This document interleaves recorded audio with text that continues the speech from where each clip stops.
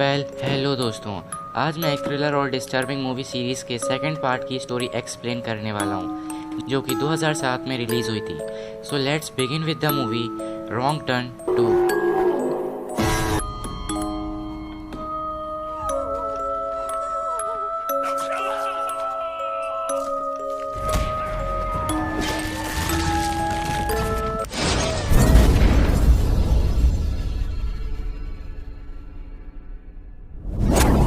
जैसे ही movie start होती है, हमें एक मॉडल किम्बरली को दिखाया जाता है, जो कि एक रियलिटी सर्वाइवल शो की शूटिंग के लिए वेस्ट वर्जीनिया की जंगल की ओर जा रही थी। उस समय वो अपने मैनेजर से बात कर रही थी, जो कि उसे शूटिंग की लोकेशन बता रहा था। फिर अचानक उसके सामने दो रास्ते आ जाते हैं। उसका मैनेजर उसे पेपर फैक्ट्री वाला रास्ता चुनने के लिए कहता है, तो वो उसी रास्ते से निकल पड़ती है। वो उस रास्ते से आगे जाती है तो उसका कॉल कट जाता है। वो अपना मोबाइल देखती है तो उसे पता चलता है कि वहाँ नेटवर्क नहीं थे। जब वो अपना मोबाइल देख रही होती है, तभी अचानक एक आदमी उसकी कार से टकरा जाता है। वो बहुत ज़्यादा घबरा जाती है और उतर कर उस आदमी को देखने जाती है। साथ ही वो प्रे भी करती है कि वो मरा ना हो। वो देखती है कि वो मरा नहीं है, उसमें अभी भी कुछ सांसें बाकी हैं। वो उसकी हेल्प करना चाहती थी, पर जैसे ही वो उसके पास आती है, वो अचानक उठकर उसे पकड़ लेता है और वो उसका नीचे का होठ काट कर अलग कर देता है और उसके होठ को कच्चा चबा जाता है। किम्बरली दर्द से तड़प रही थी और वहाँ से भागने की कोशिश करती है। तभी सामने से एक और म्यूटेंट आकर किम्बरली को पकड़ लेता है। वो म्यूटेंट 3 फिंगर था और वो किम्बरली को सीधा पकड़ के बीच में से उसे 2 हिस्सों में काट देता है। फिर वो दोनों म्यूटेंट किम्बरली के शरीर का एक एक हिस्सा पकड़ के ले जाते हुए दिखाए जाते हैं। फिर हमें एक रिटायर्ड कर्नल डेल मर्फी को दिखाया जाता है, जो कि वेस्ट वर्जीनिया के जंगलों के बीच में हो रहे इस रियलिटी सर्वाइवल शो का होस्ट था। उनके शो का नाम द एपोकलिप्स था और उसमें 6 पार्टिसिपेंट्स थे किम्बरली को मिलाकर। पर किम्बरली वहां तक नहीं पहुंच पाई, क्योंकि रास्ते में ही उसे म्यूटेंट ने पकड़ के मार दिया था। शो को एक माइकल नाम का लड़का डील कर रहा था और वही उस शो को डायरेक्ट कर रहा था। वो सभी शूटिंग के लिए तैयार हो जाते हैं, पर किम्बरली वहां पर नहीं थी। तो वो लोग डिसाइड करते हैं कि वो किम्बरली के बिना ही शूटिंग स्टार्ट करेंगे। तो वो शो की सेकंड प्रोड्यूसर मारा से 6th कंटेस्टेंट बनने की रिक्वेस्ट करता है। वो सारे जंगल में कैमरास लगा देते हैं, जिससे कि पार्टिसिपेंट्स पर नज़र रखी जा सके, और साथ ही वो पार्टिसिपेंट्स के ऊपर भी एक एक कैमरा लगा देते हैं, ताकि उनके हर एक मूवमेंट को कैप्चर कर सकें। फिर शो स्टार्ट होता है। डेल सभी कंटेस्टेंट्स को एक अजीब सा टास्क देता है। उन्हें जंगल में से खाना ढूंढकर लाना होगा। फिर वो उन सभी 6 कंटेस्टेंट्स को अलग अलग टीम में बांट देता है।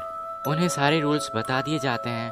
उसके बाद उनका शो स्टार्ट होता है। जो कैमरास उनने आरवी में लगाए थे, उसमें उन्हें नील नजर आता है, जो कि उस समय जंगल में टॉयलेट कर रहा था।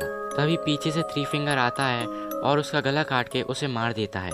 फिर हमें डेल को दिखाया जाता है, जो कि जंगल में सेटअप कर रहा था।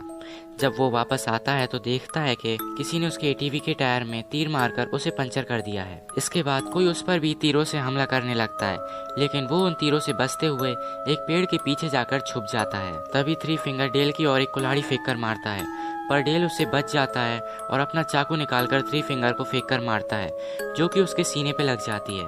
पर उसे उस चाकू से कोई भी फर्क नहीं पड़ता। वो उस चाकू को निकालकर अपना ही ब्लड टेस्ट करने लगता है।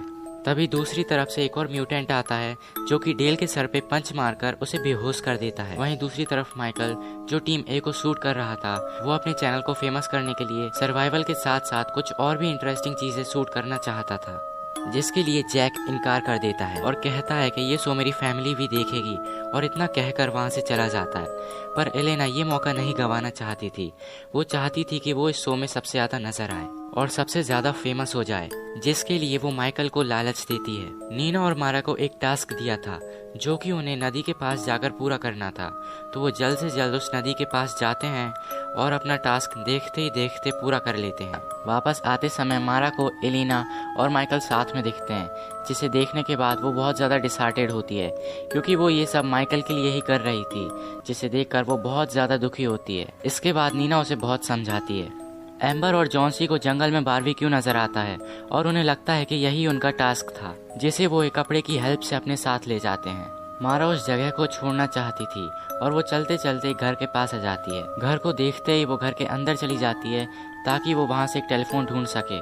उस घर के अंदर उन्हें 4 डिफॉर्म लोगों की तस्वीरें मिलती हैं, जो कि फैमिली मेंबर्स थे, father, mother, brother and sister, जो कि देखने में काफी ज्यादा भयानक लग रहे थे। अभी वो तस्वीर देख ही रहे होते हैं कि पीछे से कोई चिल्लाते हुए घर के अंदर एंटर होता है। वो दोनों वहीं पर छुपकर सब कुछ देखने लगते हैं। उस रूम में मदर और सिस्टर एंटर हुई थी। मदर को डिलीवरी पेन हो रहा था। तभी सिस्टर मदर की डिलीवरी करवा देती है, जिससे एक भयानक बच्चा पैदा होता है जो कि दिखने में बहुत ही खौफनाक और डिस्टर्बिंग लग रहा था। नीना और मारा ये सब देख ही रहे होते हैं, लेकिन तभी सिस्टर की नज़र उन पर पड़ जाती है। वो उन पर झपटने ही लगती है, लेकिन वो लोग पहले ही गेट लगा लेते हैं और बेड को गेट से टिका देती है, जिससे वो मजबूती से बंद हो जाता है। बाहर से सिस्टर उस गेट को तोड़ रही होती है और सभी विंडोज भी मजबूती से बंद होती हैं। वो दोनों बहुत घबरा जाती हैं, क्योंकि अब उनके पास बाहर निकलने का रास्ता नहीं होता। जब उन्हें कोई भी रास्ता नजर नहीं आता तो उन्हें मजबूरन टॉयलेट होल से बाहर आना पड़ता है। वो दोनों अपनी जान बचाकर वहां से भागने लगती हैं, पर पा उन्हें देख लेता है और अपनी कुल्हाड़ी उनकी ओर फेंक कर मारता है, जो कि सीधे जाकर मारा के सर में लगती है। नीना वहां पर नहीं रुकती और अपनी जान बचाकर वहां से भागने लगती है। वहीं दूसरी ओर फादर अपनी कुल्हाड़ी मारा के सर से निकालकर नीना का पीछा करने लगता है। नीना वहां छुपी रहती है और बचने की पूरी कोशिश करती है। वहीं दूसरी ओर से मदर फादर को लेने के लिए ट्रक लेकर आती है। उस ट्रक के आगे मारा की डेड बॉडी बंधी होती है। मदर मारा की उंगली चबाकर फेंक देती है और वो उंगली सीधे नीना के सामने गिरती है। नीना कैसे न कैसे करके अपनी चीख को कंट्रोल करती है। फिर जैसे ही मदर और फादर वहां से निकल जाते हैं, नीना वहां से उठ जाती है। वहीं दूसरी ओर हमें माइकल और एलेना को दिखाया जाता है, जिनमें से माइकल एलेना को वहीं नदी के किनारे अकेला छोड़कर आरवी की ओर चला जाता है। जब एलेना वहां पर अकेली थी, हम देखते हैं कि ब्रदर उसे काफी देर से घूर रहा होता है। उसी समय सिस्टर वहां आ जाती है और जेलसी की वजह से ब्रदर को मारने लगती है। एलेना वहां से भागने लगती है, पर सिस्टर एक चाकू लेकर उसके पीछे पड़ जाती है। वो उस चाकू से उसकी पीठ पर इतनी बार हमला करती है कि उसकी स्पाइनल कॉर्ड दिखने लगती है और वहीं मौके पर उसकी मौत हो जाती है। जब डेल को होश आता है तो वो उल्टा लटका होता है।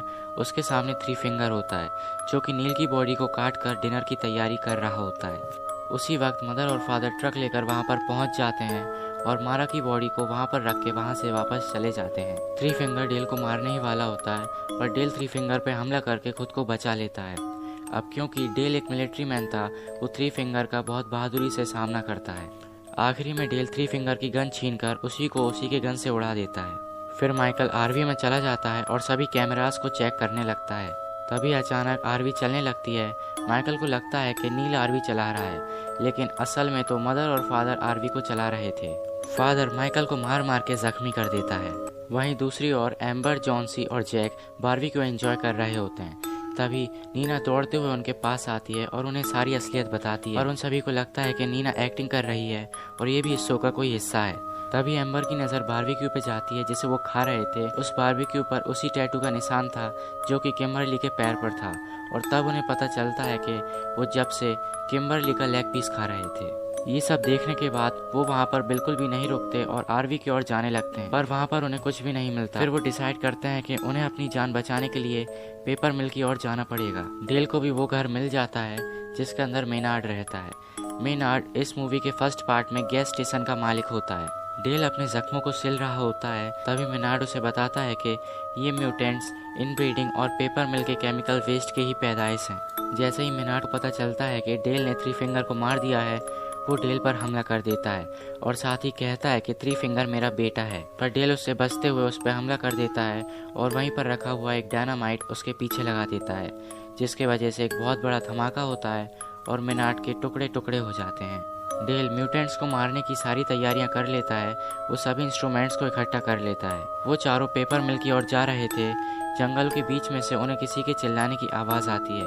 वो आवाज़ थी ब्रदर और सिस्टर की। ब्रदर और सिस्टर जैसे ही उन सभी को देखते हैं, उन पर हमला कर देते हैं, पर उन चारों में से 3 लोग उनका डटकर सामना करते हैं। पर नीना यहाँ पर भी उन्हें धोखा देकर भाग जाती है। वो तीनों उनका डटकर सामना करते हैं और वहाँ से भाग जाते हैं। नीना भागते भागते एक गड्ढे में गिर जाती है। वो वहाँ से निकलने की बहुत कोशिश करती है, पर नहीं निकल पाती। नीना एक सेल्फिश लड़की थी। वो वहाँ पर अपने दोस्तों को छोड़कर भाग गई थी, पर फिर भी जैक उसे बचाने जाता है। जैक एम्बर और जॉन्सी से कहता है कि तुम मिल की तरफ चले जाओ, हम वहीं पर मिलेंगे, और खुद नीना को ढूंढने चला जाता है। वो नीना की आवाज़ सुनकर उसके पास पहुंचता है और उसको निकालने की कोशिश करता है। वो उसे बचा तो लेता है, पर उसे बचाते हुए उसका शोल्डर डिसलोकेट हो जाता है। वहाँ पर उन लोगों को एक ट्रक की आवाज़ आने लगती है, इसलिए वो वहाँ से भाग जाते हैं। भागते भागते वो एक किनारे पे पहुँच जाते हैं। नीचे रिवर होती है और सिस्टर भी वहाँ पहुँच चुकी होती है और उन पर गोली चलाने लगती है। अब उनके पास कोई और चारा नहीं था, इसलिए वो अपनी जान बचाने के लिए रिवर में कूद जाते हैं। एम्बर और जॉन्सी वहाँ से भाग रहे होते हैं, पर रास्ते में जॉन्सी एक ट्रैप में फंस जाता है। एम्बर उसे बचाने की कोशिश करती है, पर वो भी उस ट्रैप में फंस जाती है और उसी समय फादर और ब्रदर भी वहाँ पहुँच जाते हैं। फादर दोनों पर निशाना लगा ही रहा होता है, पर वो ब्रदर को मौका देता है। ब्रदर एक ही तीर से दोनों को मार देता है। जैक और नीना बड़ी मुश्किल से मिल तक पहुंच जाते हैं। वहां ड्रॉअर में उन्हें एक स्केलेटन मिलता है, जो कि एक छोटी बच्ची का होता है, जिसे देखकर नीना काफी डर जाती है। नीना सोचती है कि ये बच्ची भी इन म्यूटेंट से बचने के लिए यहाँ पर छुपी होगी, पर इंतजार करते करते उसकी वहीं पर मौत हो गई होगी। डर के मारे नीना वहाँ से भागने लगती है, पर जैक उसे रोक लेता है और नीना से कहता है कि जॉन्सी और एम्बर भी यहाँ पहुँचने वाले हैं, हमें उनका इंतजार करना चाहिए। वो लोग वहाँ देखते हैं कि वहाँ पर बहुत सारे विक्टिम्स की गाड़ियाँ रखी हैं और उनकी आरवी भी वहीं पर मौजूद है, जिसमें से माइकल के चिल्लाने की आवाज़ आ रही थी। तो वो दोनों उसे बचाने के लिए आरवी के अंदर जाते हैं, जहाँ पर वो स्क्रीन में देखते हैं कि मदर माइकल को बहुत ही बेरहमी से मार रही है और वो समझ जाते हैं कि ये उन्हें पकड़ने का एक जाल था, कि ये उन्हें फंसाने के लिए एक जाल था। पर तब तक बहुत देर हो जाती है और वो म्यूटेंट्स उन दोनों को भी पकड़ लेते हैं। जब नीना को होश आता है, वो देखती है कि किसी ने उसे डाइनिंग टेबल के सामने बांध दिया है और सामने जैक को भी लटकाया हुआ है। ये उनके डिनर का टाइम था और वो डिनर करने से पहले प्रे कर रहे थे। ब्रदर जबरदस्ती नीना के मुंह में खाना ठूसता है और यहाँ हमें पता चलता है कि वो मिल ही उन म्यूटेंट्स का असली घर था। मदर ग्राइंडर में बचे हुए बॉडी पार्ट्स को डाल रही थी। नीचे से डेल उसे देख रहा था।